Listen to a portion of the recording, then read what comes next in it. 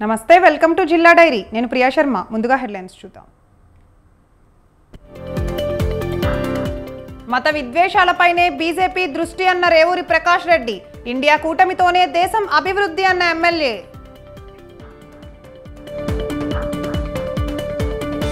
Warangal west MLA నాయనిపై నాగేశ్వరరావు విమర్శలు అభివృద్ధిపై భద్రకాళి సాక్షిగా చర్చకు కార్పొరేటర్ సవాల్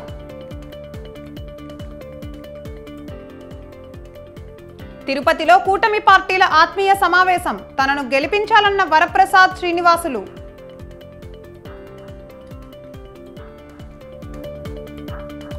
ఏపీ డిప్యూటీ సీఎంపై అంజాద్ బాషాపై మాధవిరెడ్డి ఫైర్ కడప నీటి సమస్యకు జవాబు చెప్పాలన్న టీడీపీ అభ్యర్థి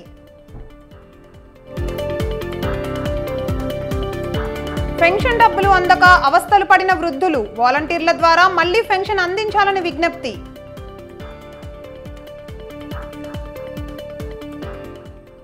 మల్యాల కాలువలో దూకి మహిళ ఆత్మహత్యాయత్నం లక్ష్మిని రక్షించి పోలీస్ స్టేషన్కు తరలించిన బ్లూ కోల్స్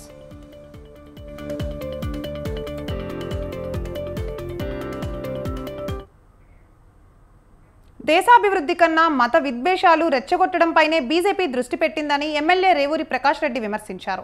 హనుమకొండ జిల్లా బాలసముద్రం సిపిఐ ఆఫీసులో ఆ పార్టీ నేతలతో కలిసి రేవూరి మీడియాతో మాట్లాడారు.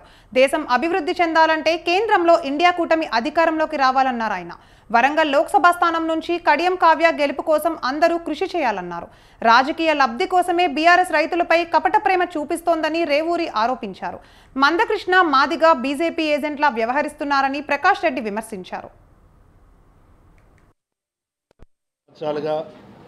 భారతీయ జనతా పార్టీ యొక్క ఆధ్వర్యంలో అభివృద్ధి కన్నా మత విద్వేషాలను పెంపొందించడం, అంబానీ లాంటి పెద్ద వ్యాపారస్తులకు దేశ వనరులను దోషపెట్టడము, అదే కాకుండా చూస్తే స్వయం ప్రతిపత్తి గల వ్యవస్థలను సిబిఐ లాంటి దాన్ని ఇన్కమ్ ట్యాక్స్ లాంటి వ్యవస్థలను రాజకీయ ప్రలోభాలకు ఉపయోగించడము, ఇది భారతదేశ ప్రజాస్వామ్య వ్యవస్థకు ఒకటి గొడ్డలు పెట్టి లాంటిది. వరంగల్ పార్లమెంటు నియోజకవర్గంలో ఇండియా కూటమి వైపు నుండి భారత కమ్యూనిస్ట్ పార్టీగా మేము కూడా పోటీ చేయాలని చెప్పి మా రాష్ట్ర పార్టీ, మా జాతీయ పార్టీకి మేము చెప్పడం జరిగింది. మా అభ్యర్థి లెనిన్ను మా అభ్యర్థిగా పెట్టాలని చెప్పి కూడా మేము కొంత గ్రౌండ్ వర్క్ కూడా మేము ప్రిపేర్ చేసుకున్నాం. సరే, ఏదన్నా పైన నిర్ణయం జరిగినట్టుగా ఇండియా కూటమిలో భాగంగా కడియం కావ్య గారికి సీట్ రావడం జరిగింది. దానికి చాలా సంతోషం. ఈరోజు మా లక్ష్యం, భారత కమ్యూనిస్ట్ పార్టీ లక్ష్యం ఒకటే, బీజేపీని ఓడించాలి. బీజేపీకి వంత వాడుతున్నటువంటి బీఆర్ఎస్ పార్టీని ఓడించాలి. ఈ రెండు పార్టీలను ఓడించాలనేటువంటి ఏకైక లక్ష్యంతో ఈరోజు మేము పనిచేయడానికి సిద్ధంగా ఉన్నాం. వరంగల్ పార్లమెంటు నియోజకవర్గంలో ఇండియా కూటమి వైపు నుండి బీఆర్ఎస్ హయాంలో ప్రారంభించిన పనులకే ఎమ్మెల్యే నాయని మళ్లీ కొబ్బరికాయలు కొడుతున్నట్లు వరంగల్ కార్పొరేటర్ నాగేశ్వరరావు విమర్శించారు. నగరాభివృద్ధికి ఎవరేమి చేశారో చెప్పేందుకు భద్రకాళి అమ్మవారి సాక్షిగా చర్చకు సిద్ధమా అని నాయనికి ఇంట్ల నాగేశ్వరరావు సవాల్ చేశారు. భద్రకాళి మాడవీధులకు 30 కోట్లు, కాలోజీ కళాక్షేత్ర నిర్మాణానికి 75 కోట్లు, నాలాల అభివృద్ధికి 200 కోట్లు తెచ్చింది మాజీ చీఫ్ విప్ వినయ్ భాస్కర్ అన్నారు. పశ్చిమ ఎమ్మెల్యేగా గెలిచిన నాయని రాధేటన్ రెడ్డి తెచ్చిన నిధులెన్నో చెప్పాలన్నారు నాగేశ్వరరావు.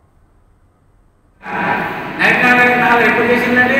నైట్నగర్ వినయ్ భాస్కర్ గారు శాసనసభ్యులుగా ఉన్నప్పుడు వారు ఆంధ్రలో తీసుకొచ్చి ఫండ్స్ పెట్టించి టెండర్ ఇచ్చి అగ్రిమెంట్ చేసి వర్క్ స్టార్ట్ చేసినప్పుడు ఆ వర్క్ ప్రారంభమైన తర్వాత కొనసాగింపులో భాగంగా ఇప్పుడు మళ్ళీ పనులు స్టార్ట్ అయిందంటే మళ్ళీ కొబ్బరిగా ఉంటుంది. అదే కాదు, భద్రకాళి మాడవీధులకు కూడా మనం 10 కోట్లు ప్రభుత్వం నుంచి స్పెషల్ ప్యాకేజ్ 20 కోట్లు మొదటి విడుదల తీసుకొచ్చింది ఎవరు? దాంతో వినయ్ భాస్కర్ గారు, మన శాసనసభ్యులు, అప్పుడు ప్రభుత్వ చీఫ్ వారు తీసుకొచ్చి అక్కడ ప్రారంభం మీరే, ఇదే మీడియా సాక్షి అక్కడనే ప్రారంభం చేసినాం, అక్కడనే పనులు స్టార్ట్ అయినాయి. అది కూడా ఈయన చేసిన చెప్తాం. ఇంకా పోతే ఇంకా విచిత్రంగానే కళాక్షేత్రం, కాలోజీ కళాక్షేత్రం 2 రోజులు మీరే.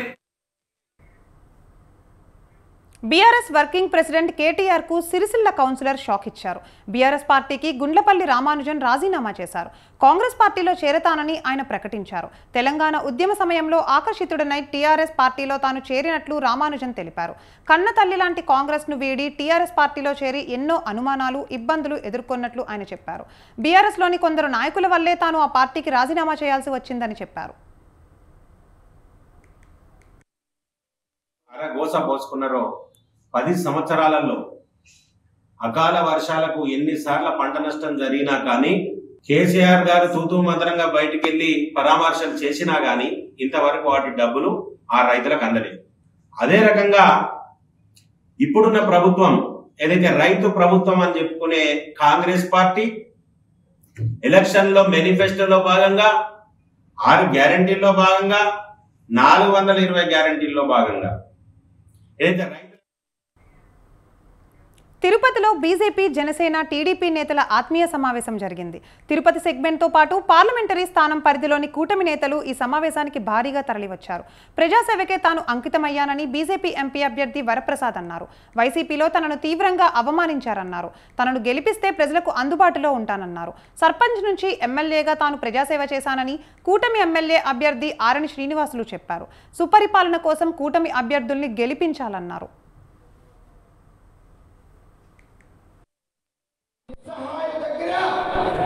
వెళ్ళి కోరితే చేతులు పెట్టుకుని నన్ను ఆహ్వానించాడు జగన్మోహన్ రెడ్డి గారు. 2 నిమిషాల్లో ప్రసాద్ గారు మీరు తిరుపతి నుంచి పోటీ చేయమన్నారు. ఆ తర్వాత ఆ రోజుల్లో జగన్మోహన్ రెడ్డి గారి దగ్గర ఏ మాత్రం కూడా నిధులు లేనప్పుడు ప్రతి ఒక్కరికి మన్ననలు తీసుకున్న ఏకైక ఎమ్మెల్యే చిత్తూరు ఎమ్మెల్యేనే కూడా ఈ సందర్భంగా మీకు తెలియజేస్తున్నాను. మీరు ఎవరైనా అడగచ్చు, వచ్చిన ప్రతి ఒక్కరికి ఎమ్మెల్యే నా కర్తవ్యాన్ని నేను నిర్వర్తించి నిస్వార్థంగా పనులు చేసి ప్రజల మన్ననలు పొందిన ఎమ్మెల్యేగా నాకు గుర్తింపు ఉంది. అదే గుర్తింపుతో తిరుపతి పట్టణంలో నిధులు లేక పెన్షన్ ఇవ్వలేని పరిస్థితుల్లో వైసీపీ ప్రభుత్వం ఉందని కాకినాడ జిల్లా జగ్గంపేట అసెంబ్లీ నియోజకవర్గం టీడీపీ అభ్యర్థి జ్యోతుల నెహ్రూ విమర్శించారు. ఖజానాలోని మొత్తం 13,000 కోట్ల రూపాయలు తన అనుకూల కాంట్రాక్టర్లకు దోచిపెట్టారని జగన్పై జ్యోతుల మండిపడ్డారు. 3వ తేదీ వచ్చినా బ్యాంకులలో డబ్బులు లేని పరిస్థితి తెచ్చిపెట్టారని ఆరోపించారు. ఒక ప్రభుత్వ ఉద్యోగికి తాను ఫోన్ చేసి అడిగినప్పుడు ఆయన చెప్పిన వివరాలు ఆలకించాలని నెహ్రూ తన ఫోన్లోని వాయిస్ వివరాలు వెల్లడించారు. పిటిషన్స్ ఆధారంగా చేసుకుని ఎలక్షన్ కమిషన్ కొన్ని నిర్ణయాలు తీసుకున్నాయి. ఇవాళ 5 IPS ఆఫీసర్స్ పక్కన పెట్టింది ఎన్నికల నిబంధనల నుంచి. తప్పు చేశారు కాబట్టి ఒకప్పుడు సిఎస్నే మార్చారు. లాస్ట్ ఎలక్షన్లో డీజీపీని మార్చేశారు. ఇవన్నీ కూడా ఎలక్షన్ నిబంధనల ప్రకారం వ్యవహరించకపోతే ఎవరికైనా సరే అది వర్తిస్తుంది. అలాగే ఇవాళ క్లియర్గా చూస్తున్నాం, మనం రాజీనామా చేస్తున్నారు వాలంటీర్ సోదరులు. ఎందుకు చేస్తున్నారు నాకు అర్థం కాదు. లేకపోతే మీ జీవితాలు ఎందుకు ఓటు చేసుకుంటారు? డబ్బులు ఒక అధికారి. వైసీపీ నేతల అక్రమాలను ప్రోత్సహించడం వల్లే కృష్ణా జిల్లా కలెక్టర్పై ఈసీ వేటు వేసిందని కొల్లు రవీంద్ర వ్యాఖ్యానించారు. కలెక్టర్గా వచ్చినప్పటి నుండి ఆయన అధికార పార్టీ నేతలకు కొమ్ము కాశారని ఆరోపించారు. అనేకసార్లు తాము ఫిర్యాదు చేసినా అక్రమాలపై చర్యలు తీసుకోలేదని కొల్లు విమర్శించారు. దొంగ ఓట్లపై ఎలక్షన్ కమిషన్ సిఫార్సులను కూడా కలెక్టర్ పరిగణలోకి తీసుకోలేదన్నారు. ఎమ్మెల్యే పేర్ని నాని మచిలీపట్నంలో పెద్ద ఎత్తున దొంగ పట్టాలు ఇవ్వడానికి కూడా కలెక్టర్ సహకరించారని అన్నారు. జిల్లా పోలీస్ శాఖను ప్రక్షాళన చేయాలన్నారు రవీంద్ర. చెప్పాం, ఓటర్ లిస్టుల తయారీ దగ్గర నుంచి చాలా అవకతవకలు జరిగినాయి, దీని మీద మీరు చర్యలు తీసుకోండి అని చెప్పి కలెక్టర్ గారికి చెప్తే కనీసం పట్టించుకోవాలి కలెక్టర్ గారు. దాని మీద హైకోర్టుకి వెళ్ళి హైకోర్టు నుంచి ఆర్డర్ తీసుకొస్తే సంబంధిత ఆర్డీఓ గారి మీద యాక్షన్ తీసుకోమని చెప్పి సస్పెండ్ చేయమని చెప్పి కోర్టు డైరెక్షన్ ఇస్తే మిగతా అధికారులు ఎవరి మీద కూడా చర్యలు తీసుకోలే. ఇవాళ చివరికి ఏమవుతా ఉంది, మట్టి తోలకాల గురించి అనేక సార్లు కంప్లైంట్ చేశాం. సముద్రపులో మట్టిని తీసుకొచ్చి అమ్ముకుంటా ఉన్నారు. ఒక పక్క నీళ్లు కారుతా ఉన్నాయి, రోడ్ల మీద టిప్పర్లు, పెద్ద పెద్ద టిప్పర్లు 40 టన్నులు 50 టన్నులు 60 టన్నులు పెద్ద పెద్ద టిప్పర్లు డంపర్లు తీసుకొచ్చి మట్టి వేసిపోతా ఉన్నారు. పోర్టుకు సంబంధించినటువంటి ముడా ల్యాండ్స్ నుంచి మట్టి వేసుకుపోతున్నారు. సాక్ష్యాలతో సహా తీసుకెళ్లి, సర్వే నెంబర్తో సహా తీసుకెళ్లి లైవ్ అక్కడ జరుగుతున్నటువంటి వీడియోలు కూడా చూపించినా ఎటువంటి స్పందించకుండా అక్రమంగా మట్టి అమ్మకాల్లో వీళ్ళు కూడా భాగస్వాములు అయ్యారు. జిల్లా కలెక్టర్ గారికి అనేక సార్లు మేము చెప్పాం, ఓటర్ లిస్టుల తయారీ దగ్గర నుంచి చాలా అవకతవకలు జరిగినాయి. దీని మీద మీరు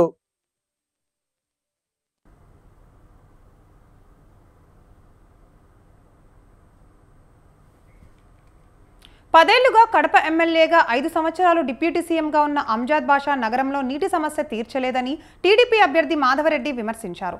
కడపలో 4-5 రోజులకు ఒకసారైనా నీరు వచ్చే పరిస్థితి కనిపించడం లేదని మాధవరెడ్డి ఆరోపించారు. నీరు కొనాల్సిన పరిస్థితి నగరంలో ఏర్పడిందని విచారం వ్యక్తం చేశారు. కడప 46వ డివిజన్లో ఎన్నికల ప్రచారంలో భాగంగా టీడీపీ అభ్యర్థి మాధవిరెడ్డి మీడియాతో మాట్లాడారు. కడపలో నీటి సమస్యకు అంజాద్ బాషా సమాధానం చెప్పాలని టీడీపీ అభ్యర్థి డిమాండ్ చేశారు. 10 సంవత్సరాల నుంచి ఎమ్మెల్యేగా, ఆ తర్వాత 5 సంవత్సరాల నుంచి డిప్యూటీ సీఎంగా ఉంటున్న అంజద్ బాషా గారి నియోజకవర్గ పరిస్థితి ఈరోజు 4-5 రోజులకు కానీ నీళ్లు రాని పరిస్థితి ఉంది. పాపం సామాన్యులు ఏం చేస్తారు? నీళ్లు కూడా కొనుక్కొని బతకాల్సిన పరిస్థితి ఉందా ఈ జగన్మోహన్ రెడ్డి గారి గవర్నమెంట్లో? కనీసము ఒక మనిషికి రోజుకి 10 లీటర్లు కూడా నీళ్ళు ఇవ్వలేని పరిస్థితిలో కడప నగరము ఉంది అనంటే దీని బాధ్యత ఎవరు తీసుకుంటారు? 5 సంవత్సరాల నుంచి ఎమ్మెల్యే, 5 సంవత్సరాల నుంచి చాలా గౌరవప్రదమైన డిప్యూటీ సీఎం హోదాలో ఉన్న అంజద్ బాషా గారే సమాధానం చెప్పారు. పార్లమెంట్ ఎన్నికల నిర్వహణలో భాగంగా ఈవీఎంల మొదటి ర్యాండమైజేషన్ ప్రక్రియ పూర్తయిందని హైదరాబాద్ జిల్లా ఎన్నికల అధికారి రొనాల్డ్ రోస్ తెలిపారు. జిల్లాలోని 2 లోక్సభ నియోజకవర్గాల పరిధిలో పోలింగ్ కేంద్రాలకు ఇచ్చే కంట్రోల్, బ్యాలెట్ యూనిట్లు, వీవీ ప్లాట్ల గురించి పార్టీల ప్రతినిధులకు వివరించారు.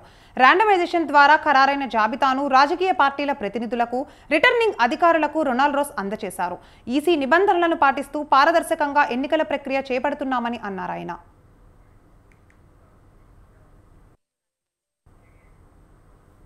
తెలంగాణ ముఖ్యమంత్రి రేవంత్ రెడ్డిని ఉద్దేశించి దళిత నాయకుడు బక్క జడ్సన్ విమర్శలు చేశారు. ప్రజా సమస్యపై పోరాడుతున్న తనను కాంగ్రెస్ నుండి అకారణంగా సస్పెండ్ చేశారని దుమ్మెత్తిపోశారు. ఎలాంటి పదవులు ఆశించకుండా తాను 1989 నుండి కాంగ్రెస్కు సేవలు చేశానని చెప్పారు. ధరణి పోర్టల్ను రద్దు చేస్తానని గతంలో చెప్పిన రేవంత్ రెడ్డి ఇప్పుడు అదే దొంగలను పక్కన చేర్చుకోవడం ఏంటని ప్రశ్నించినందుకే కక్ష తీర్చుకున్నారన్నారు. తెలంగాణ వనరుల రక్షణ సమితి సంస్థ ఏర్పాటు చేసి ప్రజా సమస్యలపై కొట్లాడతానని జక్కా జడ్సన్ తెలిపారు. ఫుల్ టైం పెట్టాలి, ఐఏఎస్ ఆఫీసర్ పెట్టాలి అని నేను అడిగిన మన ప్రభుత్వం వచ్చినాక. ఆయన తీసేయడం కాదు, పైపెచ్చు ఆయన అధికారంలో ఉన్నప్పుడు, అంటే టీఆర్ఎస్ ప్రభుత్వం ఉన్నప్పుడు ఒకటే స్టేషన్ 4 లక్షల సిమ్ కార్డు కొన్నాడు. 4 లక్షల సిమ్ కార్డు కొని ఎవరు విద్యాసాగర్ రెడ్డి ఆయన కొన్నాడు. అంటే కొన్ని మా పత్రికా వక్రీకరిస్తున్నారు. శ్రీనిధి ఎంపీ, ఆయన దగ్గర ఉన్న వేణుప్రసాద్ అని ఐటీ మేనేజర్, ఇంకా కొంతమంది అధికారులు వచ్చి వీటిని కొనుగోలు చేయడం జరిగింది. కింద ఉన్న ఆఫీసర్లకు పనిచేసే వాళ్ళందరికంటే సిల్వర్ గ్రూప్స్ కింద పైన పనిచేసే వాళ్ళందరికీ అసిస్ట్ ఇచ్చి వాళ్ళు ఎక్కడ పని చేసుకుంటారు, ఏం మాట్లాడుతున్నారు, ఎక్కడ తిరుగుతున్నారు అనే సర్వీస్ ప్రొవైడర్ వాళ్ళకే తీసుకుని మాట్లాడిన వాస్తవం. దీనిపైన మీరు ఎంక్వైరీ చేయండి. అసలు ఫోన్ ట్యాపింగ్ అనేది మొదలైంది ఇక్కడికి వెళ్ళి నేను హైదరాబాద్ సిటీ గారికి కంప్లైంట్ ఇచ్చి అది ప్రెస్ కూడా రిలీజ్ చేసిన. దానిపైన ఎవరైతే ఈ విద్యాసాగర్ రెడ్డి వాళ్ళ తమ్ముడు ఉన్నాడో ఆయన ముఖ్యమంత్రి గారి దగ్గర ఉన్నాడు. ఆయన పేరు చంద్రశేఖర్ రెడ్డి. కల్పకుండా చంద్రశేఖర్ రావు అనేటోడు ఈ పరిమాణ రిటైర్మెంట్ ఆఫీసర్లు పెట్టేడు, ఇలా తీసేసి ఫుల్ టైం పెట్టాలి, ఐఏఎస్ ఆఫీసర్ పెట్టాలి అని నేను అడిగిన మన ప్రభుత్వం వచ్చినాక. ఆయన తీసేయడం కాదు, పైపెచ్చు ఆయన అధికారంలో ఉన్నప్పుడు, అంటే టీఆర్ఎస్ ప్రభుత్వం ఉన్నప్పుడు సామాజిక తెలంగాణ సాధనకై మరో పోరుకు బీసీలు సిద్ధం కావాలని పిలుపునిచ్చారు బీసీ సంక్షేమ సంఘం జాతీయ అధ్యక్షులు జాజులు శ్రీనివాస్ గౌడ్. హైదరాబాద్ బషీర్బాగ్ ఫ్లెక్స్ క్లబ్లోని దొడ్డి కొమరయ్య జయంతి వేడుకలను ఘనంగా నిర్వహించారు. తెలంగాణ విముక్తి, వెట్టి చాకిరీ నిర్మూలన, సమసమాజ స్థాపన కోసం రైతాంగ సాయుధ పోరాటంలో తొలి అమరవీరులు దొడ్డి కొమరయ్యేనంటూ ఆయనను త్యాగాన్ని స్మరించుకున్నారు శ్రీనివాస్ గౌడ్. ఇక ఈ సందర్భంగా ట్యాంక్ బండిపై దొడ్డి కొమరయ్య విగ్రహాన్ని ఏర్పాటు చేయాలని డిమాండ్ చేశారు శ్రీనివాస్ గౌడ్ సహా బీసీ యువజన సంఘం జాతీయ అధ్యక్షులు కనకాల శాంకుర్మ డిమాండ్ చేశారు.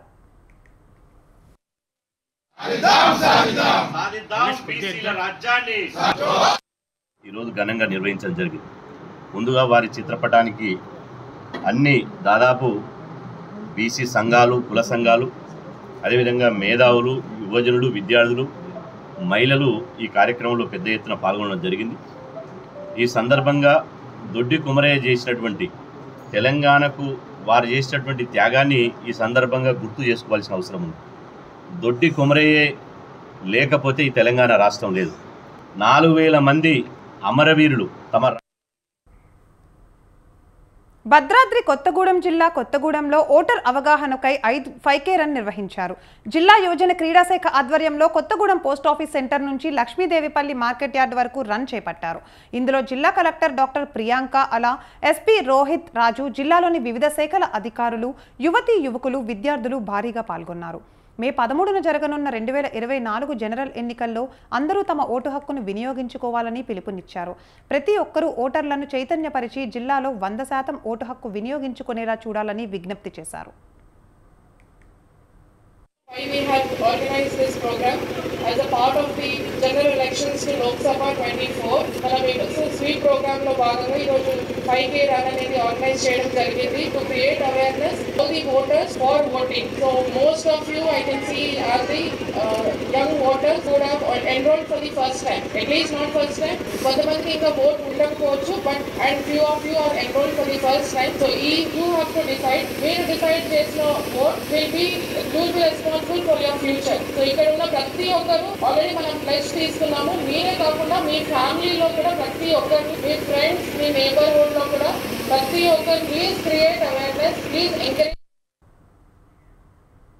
వాలంటీర్లు ప్రతి నెల 1వ తేదీ ఉదయం 6 గంటలకే తమ వద్దకు వచ్చి పెన్షన్లు ఇచ్చేవారని కడప జిల్లా పులివెందులలో పెన్షన్దారులు చెప్పారు. ఇప్పుడు అవస్థలు పడుతున్నామని వారు ఆవేదనను వ్యక్తం చేశారు. ఈ పరిస్థితికి కారణమైన వారిని తమ ఉసురు తగులుతుందని అన్నారు వృద్ధులు. వాలంటీర్ వ్యవస్థను నాశనం చేయడం వల్ల తాము ఎండలో పడిగాపులు కాయాల్సి వచ్చిందని వృద్ధులు వాపోయారు. కార్యాలయాల వద్దకు వికలాంగులు ఆటోలో వెళ్లాల్సి వస్తోంది అన్నారు. వాలంటీర్ల ద్వారా మళ్లీ పెన్షన్లు పంపిణీ చేసే ఏర్పాటు ప్రభుత్వం చేయాలని వారు కోరారు. తీసుకొచ్చి మాకు ఇంటికాడ ఇచ్చారు. మాకు జబ్బులు ఉండలము, కాళ్ళు ఇరిగిన వాళ్ళము, చేతులు ఇరిగిన వాళ్ళము చాలా నష్టపోతున్నాం. ఇటు వచ్చి ఎండలకు నీళ్లు, అన్నము టయానికి దొరకలేదు. టయానికి 1వ తేదీ ఇచ్చాడు. మాకు మాతలకు, మందులకు మాకు మంచిగా ఉన్నది. ఇట్లా వచ్చి లైన్లలో నిలబడి దొబ్బుకుంటా తోసుకుంటా కింద పడితే మాకు ఎవరు సమాధానం చెప్పండి. చాలా ఇబ్బంది. ఇటైతే వాలంటీర్లు ఇంటికి వచ్చి 6 గంటలకే మాకు చేతిలో డబ్బులు పెడతారు. మేము నిమ్మలంగా ఇంటికాడ కూర్చుంటానేమో. ఈ ఛార్జీలకు తిరగను సరిపోతుంది. ఈ లెక్క కూడా 4 మాట తిరగాల. ఈ రోజు ఈరు, రేపు రావాలా, మొన్నారు రావాలా. ఇదంతా హింస కదా మాకు. మేము ముసలిళ్ళం, చాలా ఇబ్బంది ఉంది మాకు. వాలంటీర్లు అనేటోళ్ళు పెద్ద మంచి సమస్య. తీసుకొచ్చి మాకు ఇంటికాడ ఇచ్చారు. మాకు జబ్బులు ఉండలము, కాళ్ళు ఇరిగిన వాళ్ళము, చేతులు ఇరిగిన వాళ్ళము చాలా నష్టపోతున్నాం. ఇటు వచ్చి ఎండలకు నీళ్లు, అన్నము టయానికి దొరకలేదు. టయానికి 1వ తేదీ ఇచ్చాడు. మాకు మాతలకు, మందులకు మాకు మంచిగా ఉన్నది. ఇట్లా వచ్చి లైన్లలో నిలబడి దొబ్బుకుంటా తోసుకుంటా కింద పడితే మాకు ఎవరు సమాధానం చెప్పండి. చాలా ఇబ్బంది. ఇటైతే వాలంటీర్లు ఇంటికి వచ్చి 6 గంటలకే మాకు చేతిలో డబ్బులు పెడతారు. మేము నిమ్మలంగా ఇంటికాడ కూర్చుంటానేమో. ఈ ఛార్జీలకు తిరగను సరిపోతుంది. ఈ లెక్క కూడా 4 మాట తిరగాల. ఈ రోజు ఈరు, రేపు రావాలా, మొన్నారు రావాలా. ఇదంతా హింస కదా మాకు. ఆంధ్ర ప్రజలు సుఖంగా ఉండాలని, ఆంధ్రాకు రాజధాని రావాలని, రైతులంతా బాగుండాలని శ్రీవారిని ప్రార్థించినట్లు సినీ నటి, మాజీ ఎంపీ జయప్రద అన్నారు. బీజేపీ తరపున తనకు అవకాశం వస్తే ఆంధ్ర ప్రజలకు సేవ చేస్తానని తెలిపారు. పవన్ కళ్యాణ్, బాలకృష్ణ అంటే చాలా ఇష్టమని, చంద్రబాబు అంటే గౌరవమని జయప్రద అన్నారు. తనను పిలిస్తే వారి తరపున ప్రచారం చేస్తానని చెప్పారు. తిరుమల శ్రీవారిని వీఐపీ విరామ సమయంలో దర్శించుకున్నారు జయప్రద. అనంతరం ఆలయం బయట ఆమె మీడియాతో మాట్లాడారు.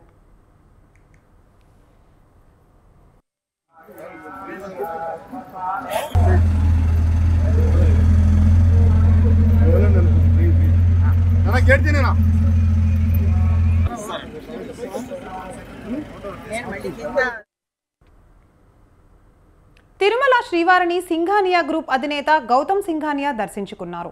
వీఐపీ విరామ సమయంలో ఆయన శ్రీ వెంకటేశ్వరుని సేవలో పాల్గొన్నారు. దర్శనం అనంతరం రంగనాయకుల మండపంలో వేద పండితులు వేద ఆశీర్వాదం అందించారు. టీటీడీ అధికారులు ప్రసాదాలు అందించారు. ముంబైలో 70 కోట్ల రూపాయల వ్యయంతో నిర్మిస్తున్న శ్రీవారి ఆలయం 2025 సెప్టెంబర్ 9న పూర్తవుతుందని ఆలయం వెలుపల గౌతమ్ సింఘానియా తెలిపారు.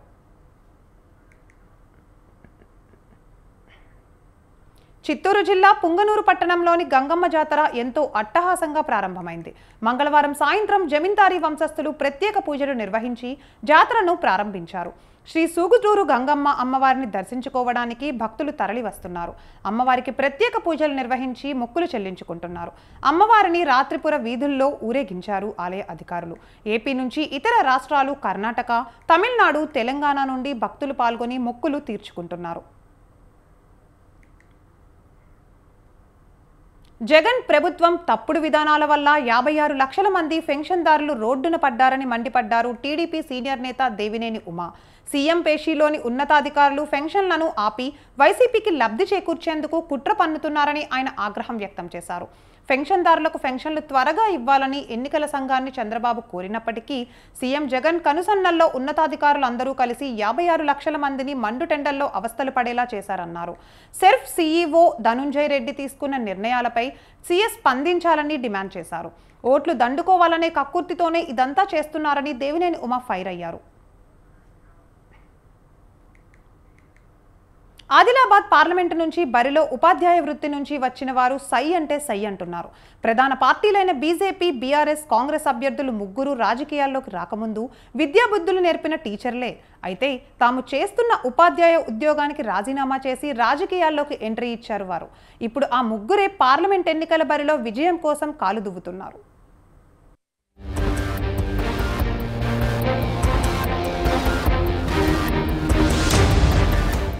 ఆదిలాబాద్ పార్లమెంట్ ఎన్నికల బరిలో పోటీకి సై అంటున్నారు ఉపాధ్యాయ వృత్తి నుంచి వచ్చిన లీడర్లు. బీజేపీ నుంచి గోడం నగేష్, బీఆర్ఎస్ నుంచి ఆత్రం సక్కు. అయితే రాజకీయాల్లోకి రావాలన్న కోరికతో ఉపాధ్యాయ వృత్తికి గుడ్ బై చెప్పారు. బీజేపీ అభ్యర్థి గోడం నగేష్ తండ్రి రామారావు టీడీపీ నుంచి 2 సార్లు ఎమ్మెల్యేగా గెలిచారు. అంతకుముందు ఆయన కూడా ప్రభుత్వ ఉపాధ్యాయుడిగా పనిచేస్తూ స్వచ్ఛంద విరమణ చేసి టీడీపీలోకి వచ్చారు. 1989 నుంచి 1994 వరకు ఆయన ఆంధ్రప్రదేశ్ రాష్ట్ర గిరిజన సంక్షేమ శాఖ మంత్రిగా వ్యవహరించారు. 1994 ఎన్నికల్లో తండ్రి రామారావును కాదని పార్టీ ఆయన తనయుడు నగేష్కు టికెట్ ఇచ్చింది. దీంతో నగేష్ ప్రభుత్వ ఉపాధ్యాయ కొలువుకు రాజీనామా చేసి రాజకీయాల్లోకి వచ్చారు. 3 సార్లు టీడీపీ నుంచి బోధి ఎమ్మెల్యేగా గెలుపొందారు. 2014లో బీఆర్ఎస్లో చేరి ఆదిలాబాద్ పార్లమెంట్ సెగ్మెంట్ నుంచి ఎంపీగా ఎన్నికయ్యారు. ఈసారి బీజేపీ నుంచి పోటీ చేస్తున్నారు.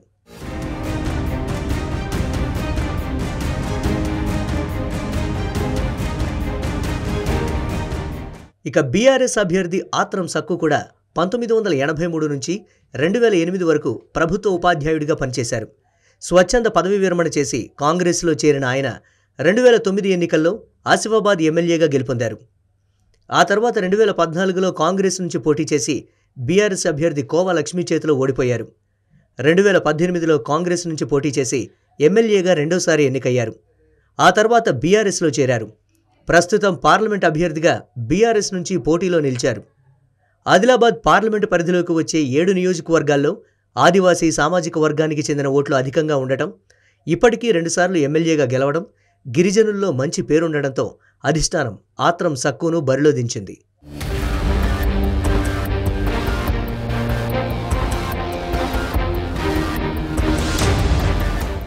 ఇక కాంగ్రెస్ అభ్యర్థి ఆత్రం సుగుణ కూడా ఉపాధ్యాయ వృత్తిని వదిలి రాజకీయాల్లోకి వచ్చిన నాయకురాలే. 2008 నుంచి ప్రభుత్వ ఉపాధ్యాయురాలుగా పనిచేస్తున్న సుగుణ 13 ఏళ్ల సర్వీస్ ఉండగానే టీచర్ కొలువును పక్కన పెట్టి రాజకీయాల్లోకి వచ్చారు. ఇటీవలే స్వచ్ఛంద విరమణ చేసి కాంగ్రెస్ తీర్థం పుచ్చుకొని ఎంపీ టికెట్ పొందారు. గత కొంతకాలంగా పార్లమెంట్ ఎన్నికల్లో పోటీ చేసేందుకు ఆసక్తి చూపారు ఆత్రం సుగుణ. పలు గ్రామాల్లో పర్యటిస్తూ ప్రజలకు చేరువయ్యే కార్యక్రమాలు చేపట్టారు. ఇందులో భాగంగా 7 నియోజకవర్గాల పరిధిలోని హస్తం పార్టీ నేతలతో కూడా సమావేశాలు నిర్వహిస్తూ వచ్చారు.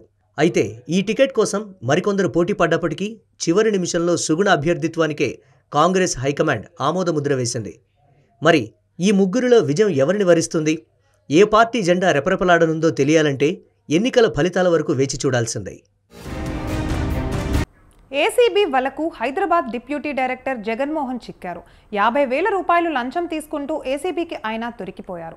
నల్లగొండ జిల్లా మనుగోడు మండలం చలిమెడకు వేమిరెడ్డి జితేందర్ రెడ్డి ఫంక్షన్ హాల్ నిర్మాణం కోసం డీటీసీఈపీలే లేఅవుట్ అనుమతి కోసం దరఖాస్తు చేసుకున్నారు. కానీ అన్ని సక్రమంగా ఉన్నా ఆయనకు పర్మిషన్ ఇవ్వడం లేదు. డబ్బులు ఇస్తేనే పర్మిషన్ ఇస్తానని జగన్మోహన్ అనడంతో జితేందర్ రెడ్డి ఏసీబీని ఆశ్రయించారు. దీంతో ఏసీబీ అధికారులు జగన్మోహన్ను పట్టుకున్నారు. ఇవి జిల్లా డైరీ విశేషాలు. Next news updates coming up. Keep watching స్వతంత్ర న్యూస్.